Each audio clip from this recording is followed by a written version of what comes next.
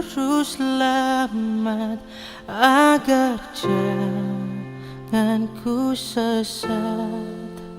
Selalu harus ku rasakan bahwa Tuhanku dekat, maka jiwaku tenang, takkan takut dan enggan bila Tuhanku membimbingku di malam pun tentram.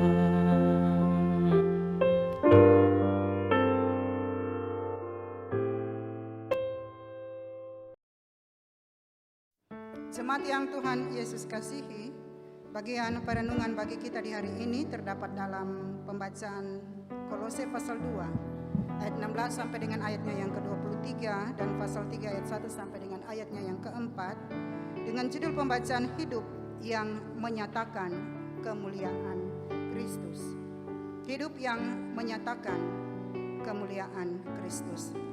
Jemaat yang Tuhan Yesus kasihi, jika seseorang mengaku sebagai pengikut Tuhan Yesus atau sebagai orang yang percaya kepada Tuhan, maka hendaknya hidupnya juga harus sesuai dengan apa yang diajarkan oleh Tuhan.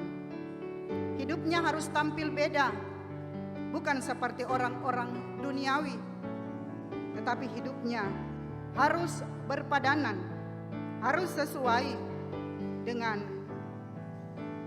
berita sukacita atau Injil, ajaran-ajaran yang disampaikan oleh Tuhan di dalam firman-Nya. Bagian pembacaan firman Tuhan ini adalah nasihat Rasul Paulus kepada jemaat di Kolose yang walaupun bukan Rasul Paulus yang mendirikan jemaat ini, tetapi rupanya ada berita dari teman sepelayanannya, yaitu Epafras, mengenai keadaan gereja pada waktu itu. Ada berita gembira yang disampaikan kalau kita membaca pada Kolose pasal 1 ayat 4 sampai dengan ayatnya yang ke-8, bagaimana tentang iman orang-orang yang ada di Kolose, kehidupan jemaat mereka, tentang sukacita yang mereka rasakan di dalam Tuhan Yesus, tetapi juga tentang kepercayaan mereka yang begitu kuat. Ada kesetiaan yang mereka tunjukkan di dalam persekutuan untuk memuliakan Tuhan. Bersamaan dengan itu, ada juga berita yang tentunya berita yang dianggap berita duka. Karena apa? Karena ada munculnya ajaran-ajaran sesat, ajaran-ajaran yang tidak sesuai dengan apa yang diajarkan oleh hamba-hamba Tuhan, ajaran-ajaran yang membawa kepada kesesatan yang dibawa oleh guru-guru palsu. Kalau kita membaca dalam Kolose pasal 2 ayatnya yang ke-4 dan ayatnya yang ke-8, di situ Rasul Paulus mengingatkan jemaat, hati-hatilah supaya jangan ada yang menawan kamu dengan filsafatnya yang kosong dan palsu, menurut ajaran turun-temurun dan roh-roh dunia, tetapi tidak menurut Kristus. Tapi juga pada ayat 4, hal ini kukatakan supaya jangan ada yang memperdayakan kamu dengan kata-kata yang indah. Begitu kuatnya pengaruh-pengaruh ajaran-ajaran sesat yang mereka akan mempengaruhi kehidupan jemaat. Untuk itu Rasul Paulus dia menolak ajaran-ajaran itu dengan memberikan pencerahan, memberikan nasihat, memberikan kekuatan untuk mereka harus kembali kepada Injil Tuhan Yesus. Ajaran-ajaran yang dibawa oleh guru-guru palsu Mereka menggeserkan kedudukan daripada Tuhan dan menganggap pengetahuan, menganggap hal peraturan-peraturan yang dibuat oleh manusia itu akan membawa kepada keselamatan. Tetapi Rasul Paulus menolak bahwa yang bisa memberikan keselamatan hanya di dalam Tuhan Yesus lewat peristiwa kebangkitan, kematian dan kebangkitannya. Dan kita hendak melihat lebih jauh apa yang disampaikan oleh Rasul Paulus kepada jemaat untuk mereka tidak mengikuti ajaran-ajaran yang menyesatkan iman percaya mereka. Pada ayatnya yang ke-18, Rasul Paulus mengingatkan kepada mereka untuk jangan membiarkan mereka atau orang menghukum kamu mengenai makan dan minum atau mengenai hari raya, bulan baru, ataupun hari Sabat. Hal-hal itu hanyalah bayangan dengan apa yang harus atau apa yang akan datang. Tetapi wujudnya adalah Tuhan Yesus. Mereka harus percaya kepada Tuhan Yesus sebagai bagian daripada kehidupan mereka, tentang kebiasaan-kebiasaan, hukum-hukum yang diberikan pada waktu itu tidak menggeserkan kedudukan daripada Tuhan sendiri. Jangan kamu biarkan orang menghukum kamu. Tidak boleh mereka menghukum kamu dengan soal makan, soal minum, soal hari raya, bulan baru atau hari Sabat. Tidak boleh. Tapi juga dikatakan pada ayat 18, jangan kamu biarkan kemenanganmu digagalkan oleh orang yang pura-pura merendahkan diri dan beribadah kepada malaikat serta berkacang dalam penglihatan-penglihatan dan tanpa alasan membesar-besarkan diri oleh pikirannya yang duniawi. Kamu yang sudah percaya kepada Tuhan Yesus, jangan membiarkan kemenanganmu di dalam Tuhan Yesus itu digagalkan oleh peraturan-peraturan, digagalkan oleh ajaran-ajaran yang di luar daripada ajaran Injil itu. Ajaran-ajaran ini dikatakan ada yang berpura-pura merendahkan diri. Mereka berpura-pura merendahkan diri, tetapi hati mereka tidak tertuju kepada Tuhan. Tapi juga mereka beribadah kepada malaikat-malaikat. Ajaran-ajaran ini membawa penyesatan. Yang mereka harus beribadah bukan kepada Tuhan, bukan kepada malaikat, tetapi pusat ibadah mereka harus ditujukan kepada Tuhan. Ajaran-ajaran ini mengajarkan untuk beribadah kepada malaikat sebagai bagian untuk mereka datang kepada Tuhan, jadi mereka beribadah kepada malaikat. Malaikat itu adalah Tuhan yang cipta.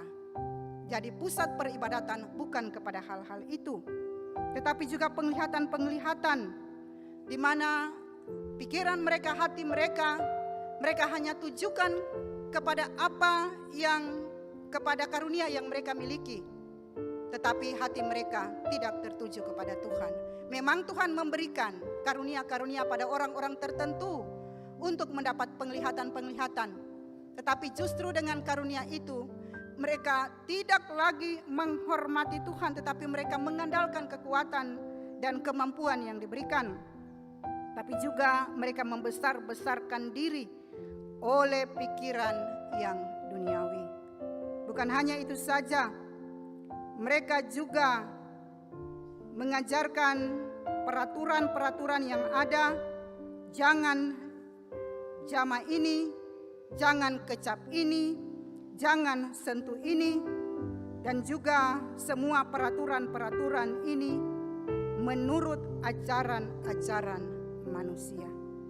Peraturan-peraturan ini walaupun nampaknya penuh dengan hikmat, di mana mereka kelihatan begitu bagus, begitu indah, seperti merendahkan diri, menyiksa diri, tetapi semua itu hanya untuk memuaskan hidup duniawi. Jadi sekali lagi mereka mengajarkan ajaran-ajaran bahwa ketika mereka selamat harus tidak boleh makan ini, tidak boleh makan ini. Harus ikut peraturan ini dan lain sebagainya. Itu sebagai salah satu syarat untuk memperoleh keselamatan. Tetapi Rasul Paulus menolak untuk memberikan tempat kepada ajaran-ajaran itu. Pusat keselamatan hanyalah Tuhan Yesus yang dapat memberikan itu. Bukan ajaran-ajaran. Ajaran-ajaran yang diberikan adalah sebagai alat, tetapi bukan itu yang memberikan keselamatan. Bahkan ada ajaran-ajaran yang menyesatkan satu dengan yang lain, saling menghukum soal makan ini, menjama ini. Ketika kamu makan ini, menjama ini, nanti kamu tidak memperoleh keselamatan. Itulah ajaran-ajaran yang diajarkan. Ajaran-ajaran yang mengikuti atau mengandalkan kekuatan manusia, yaitu mengandalkan pengetahuan yang disebut gnostik, tetapi juga mengandalkan akan kemampuan manusia yang semuanya tentunya akan membawa kepada penyesatan. Mereka telah menggeserkan posisi daripada Tuhan Yesus yang seharusnya pokok inti daripada kehidupan manusia adalah Tuhan Yesus yang memberikan keselamatan. Dari semua ajaran-ajaran itu, maka pada pasal 3 ayat 1 sampai dengan ayatnya yang keempat, di situ Rasul Paulus mengingatkan kepada mereka, karena itu, kalau kamu dibangkitkan bersama dengan Kristus, carilah perkara yang di atas di mana Kristus ada, duduk di sebelah kanan Allah. Pikirkanlah perkara yang di atas, bukan yang di bumi. Sebab kamu telah mati dan hidupmu tersembunyi bersama dengan Kristus di dalam Allah. Apabila Kristus yang adalah hidup kita menyatakan diri kelak, kamu pun akan menyatakan diri bersama dengan Dia di dalam kemuliaan. Kalau kamu sudah percaya kepada Tuhan Yesus, maka hendaklah kamu tidak mempersoalkan hal-hal jasmani, tidak mempersoalkan untuk hal-hal yang akan membawa kepada sesuatu yang hanya memuaskan hidup duniawi. Kamu yang sudah percaya kepada Tuhan Yesus, hendaklah bukan perintah-perintah dan ajaran-ajaran manusia yang lebih diutamakan, tetapi kamu yang telah percaya kepada Tuhan Yesus, carilah perkara yang di atas, di mana Kristus ada dan duduk di sebelah kanan Allah. Apa yang dimaksud dengan carilah perkara yang di atas? Perkara yang di atas adalah perkara yang diajarkan oleh Tuhan Yesus, sesuai dengan apa yang telah Tuhan ajarkan tentang perintah-perintah Tuhan, tentang kasih Tuhan. Maka setiap orang yang mengaku percaya kepada Tuhan Yesus, hidupnya, hatinya, tetapi juga tindakannya harus diarahkan untuk sesuatu yang membawa kepada kehidupan yang kekal. Perkara-perkara surgawi, perkara-perkara yang akan membawa kepada kehidupan yang kekal. Kalaupun ada yang melakukan peraturan-peraturan soal tidak boleh makan, tidak boleh minum dan lain sebagainya, tidak apa-apa, tetapi jangan itu menjadi pertengkaran. Jangan itu memberikan pada orang-orang tertentu untuk menghukum kamu. Tetapi sekali lagi, mereka diarahkan untuk melihat, untuk mencari perkara-perkara yang diajarkan oleh Tuhan Yesus, yang membawa kepada kehidupan yang kekal. Hal-hal jasmani tentunya pada waktunya akan ditinggalkan oleh manusia ketika manusia kembali kepada Tuhan atau mati. Tetapi hal-hal rohani yang membawa kepada kehidupan yang kekal, ajaran-ajaran firman Tuhan, perintah-perintah yang disampaikan oleh Tuhan Yesus untuk mencari Tuhan, untuk mengasihi Tuhan, untuk mengasihi sesama, semua akan membawa di dalam iman percaya kepada Tuhan. Pikirkanlah perkara yang di atas, bukan yang di bumi.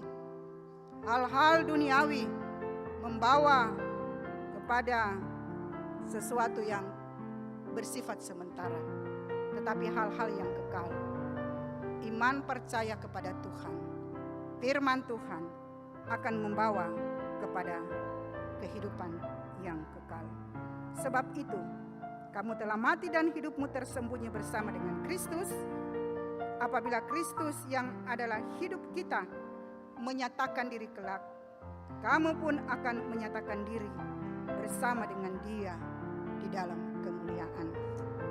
Tema yang diberikan bagi kita, hidup yang menyatakan kemuliaan Kristus, sesungguhnya mengarahkan bahwa ketika seseorang mengaku percaya kepada Tuhan, maka hidupnya, apa yang ia lakukan, apa yang ia pikirkan, harus menyatakan kemuliaan Kristus atau mengarah, bertujuan untuk membawa, untuk seseorang setia percaya kepada Tuhan. Jemaat yang Tuhan Yesus kasihi, firman ini adalah nasihat kepada jemaat di Kolose tentang carilah perkara-perkara yang Tuhan Yesus kehendaki. Dan tema kita diberikan bagi kita yaitu hidup yang menyatakan kemuliaan Allah. Maka dari firman Tuhan ini adalah beberapa nasihat bagi saya, Bapak Ibu Saudara-saudara. Hal yang pertama, mengingatkan kepada kita bahwa hidup yang menyatakan kemuliaan, mengingatkan kepada kita bahwa hidup kita harus diarahkan untuk hal-hal yang benar, supaya lewat hidup kita kemuliaan Tuhan boleh dinyatakan. Bagaimana supaya lewat hidup kita kemuliaan Tuhan bisa dinyatakan? Yang pertama adalah kita harus percaya kepada Tuhan Yesus. Semua peraturan-peraturan yang diatur oleh manusia tidak boleh menggeserkan posisi daripada Bapa, Anak, dan Roh Kudus, atau posisi daripada Tuhan Yesus. Semua peraturan-peraturan yang diajarkan oleh manusia, tentunya hal-hal yang baik, hal-hal yang benar itu yang diterima. Tetapi hal-hal yang bertentangan dengan kehendak Tuhan perlu ditolak. Kepercayaan kita, pusat hidup kita harus terarah kepada Tuhan. Dikatakan, pikirkanlah perkara yang di atas, bukan yang di bumi. Carilah perkara yang di atas, di mana Kristus ada duduk.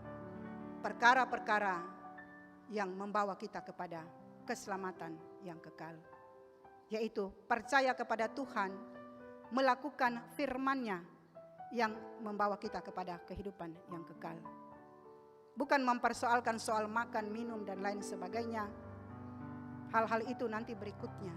Tetapi yang paling utama, pusat hidup kita harus terarah kepada Tuhan. Pusat peribadatan kita harus terarah kepada Tuhan. Tetapi juga pikiran kita, hati kita, apa yang kita lakukan haruslah berpusat kepada Tuhan. Untuk itu, untuk menyatakan kemuliaan Tuhan, maka kita perlu dalam sepanjang hidup kita untuk mencari Tuhan. Kalau kita sudah melakukan tindakan-tindakan yang tidak benar, kita harus memohon tuntunan dan pembaharuan dari Tuhan, sehingga apa yang kita lakukan adalah sesuatu yang membawa kepada hal yang benar menurut ukuran Tuhan. Saat ini banyak tawaran-tawaran dunia untuk membuat kita jauh dari Tuhan.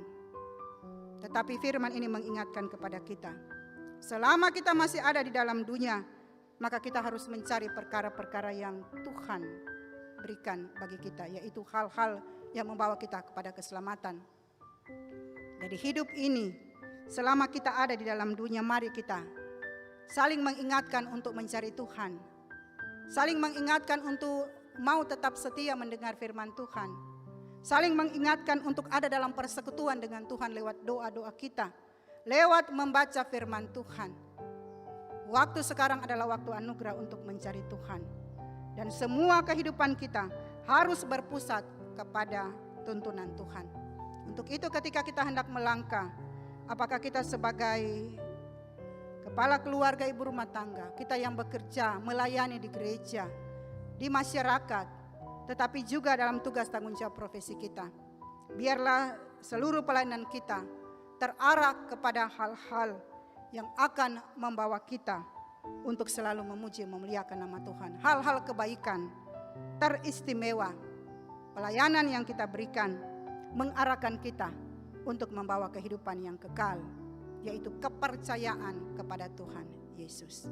Hal-hal materi pada waktunya akan berakhir, tetapi hal-hal rohani yang kita miliki adalah tidak akan binasa.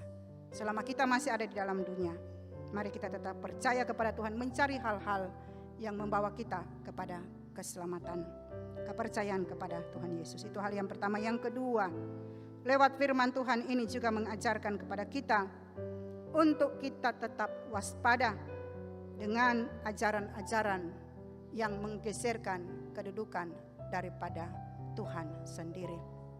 Saat ini banyak muncul ajaran-ajaran. Ya, tadi dari kita sudah mendengar ada surat dari BPAM Sinode supaya kita waspada dengan ajaran-ajaran. Kita hanya percaya kepada Allah Tritunggal, Bapa, Anak, dan Roh Kudus. Kita hanya percaya kepada Tuhan Yesus yang memberikan kita kehidupan dan keselamatan kekal. Kita percaya kepada Tuhan Yesus yang memberikan kita pengharapan tetapi juga masa depan. Bukan hal-hal yang membesar-besarkan kekuatan manusia, pikiran manusia yang sia-sia, yang membawa kepada sesuatu yang tidak memuliakan Tuhan. Di sini Rasul Paulus mengingatkan kepada mereka untuk mereka menunjukkan pura-pura merendahkan diri, beribadah kepada malaikat, berkajang pada penglihatan-penglihatan, dan alasan-alasan membesarkan diri oleh pikiran manusia. Hal-hal itu tidak membawa kepada keselamatan. Di sini dikatakan ada satu hal yang juga menjadi perhatian bagi kita. Kalau Rasul Paulus mengingatkan kepada jemaat Kolose untuk tidak beribadah kepada malaikat-malaikat, karena pusat ibadah kita hanya kepada Tuhan, maka ada satu hal yang selalu muncul dalam kehidupan kita. Ketika kita sudah mengaku percaya kepada Tuhan Yesus, tetapi ada kebiasaan-kebiasaan untuk meminta berkat-berkat kepada orang yang sudah meninggal, untuk meminta penyertaan perlindungan dari orang-orang yang sudah meninggal. Ini kebiasaan-kebiasaan yang tidak boleh kita pertahankan. Sumber kehidupan kita adalah hanya dari Tuhan. Tetapi juga dengan karunia-karunia yang Tuhan berikan, penglihatan, mereka hanya mengandalkan kekuatan dan kemampuan dan menjadi sombong, meninggikan diri. Apapun yang menjadi karunia saya, Bapak Ibu Saudara-saudara, yang kita miliki, semuanya kita kembalikan kepada Tuhan, berterima kasih. Karena ketika Tuhan memberikan kita waktu dan kesempatan untuk bekerja melayani dengan karunia yang ada, itu bukan karena kekuatan kita, tetapi adalah pemberian Tuhan. Untuk itu kita harus mengucap syukur kepada Tuhan. Tapi juga ada yang saling mempersalahkan, tidak boleh makan ini, tidak boleh minum ini, tidak boleh jamaah ini. Tidak apa-apa, peraturan itu ada, tetapi tidak menghukum kita. Tidak menghukum kita untuk jauh dari Tuhan. Hal-hal itu hanya membawa kepada sesuatu yang bersifat sementara. Soal tidak boleh makan ini, tidak boleh minum ini, itu tidak membawa keselamatan pada kita. Soal makan minum itu akan kita tinggalkan ketika kita ada dalam dunia ini. Tetapi sesuatu hal yang rohani, itu yang akan membawa kita kepada kehidupan yang kekal. Jadi kalau ada yang tidak boleh makan ini karena alasan kesehatan atau tidak bisa makan ini, silakan bersyukur, tidak boleh mempersalahkan. Kamu tidak boleh makan ini, dan sebagainya, supaya membawa kepada keselamatan, tidak. Itu karena berbagai alasan, termasuk alasan kesehatan, tidak boleh makan ini. Yang tidak makan, silakan bersyukur. Yang makan, silakan bersyukur. Tidak untuk menyalahkan satu dengan yang lain. Karena hal-hal itu hanya bersifat sementara. Yang kita perlukan adalah selama kita ada di dalam dunia, mencari hal-hal yang akan membawa kita kepada keselamatan. Hal-hal materi itu bersifat sementara, tapi juga bukan berarti selama kita ada dalam dunia kita tidak boleh mencari makan, minum. Kita tetap mencari makan dan minum. Tetapi jangan ada peraturan-peraturan yang mengikat kita, menjadi kita takut. Tetapi juga kalau saya tidak lakukan ini berarti tidak membawa saya kepada keselamatan. Hal-hal itu hanya bersifat sementara. Tidak boleh mengikat kita untuk kita takut, untuk tidak melakukan makan ini dan lain sebagainya. Itu semua tidak membawa kepada keselamatan. Yang bisa membawa kepada keselamatan adalah percaya kepada Tuhan. Sumber kehidupan kita adalah Tuhan Yesus. Tetapi juga sumber masa depan kita adalah Tuhan Yesus. Oleh sebab itu mari di dalam hidup ini sesuai dengan tema kita, hidup yang menyatakan kemuliaan Kristus. Biarlah kita yang sudah diselamatkan oleh Tuhan Yesus lewat pengorbanannya di kayu salib, maka kita selalu meminta tuntunan Roh Kudus sehingga hati kita, pikiran kita, tapi juga apa yang kita lakukan itu bertujuan untuk sesuatu yang baik. Tetapi juga marilah di dalam hidup ini pusat hidup kita terarah kepada Tuhan. Ketika kita melakukan hal-hal secara materi, jangan kita melupakan untuk mengisi hal-hal rohani kita. Mencari Tuhan, mencari firman-Nya, mengasihi Tuhan, saling mengingatkan untuk datang kepada Tuhan. Menjauhkan diri dari hal-hal duniawi, ataupun ketika kita telah melakukan itu kita memohon pengampunan dari Tuhan dan membaharui hati dan hidup kita.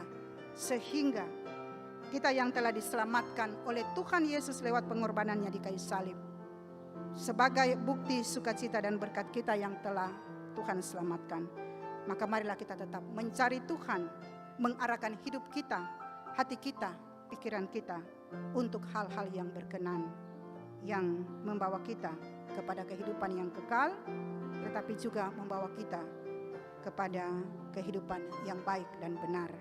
Sehingga di mana saja kita berada, kita boleh menjadi berkat dan kita boleh terus memuji, memuliakan Tuhan. Amin.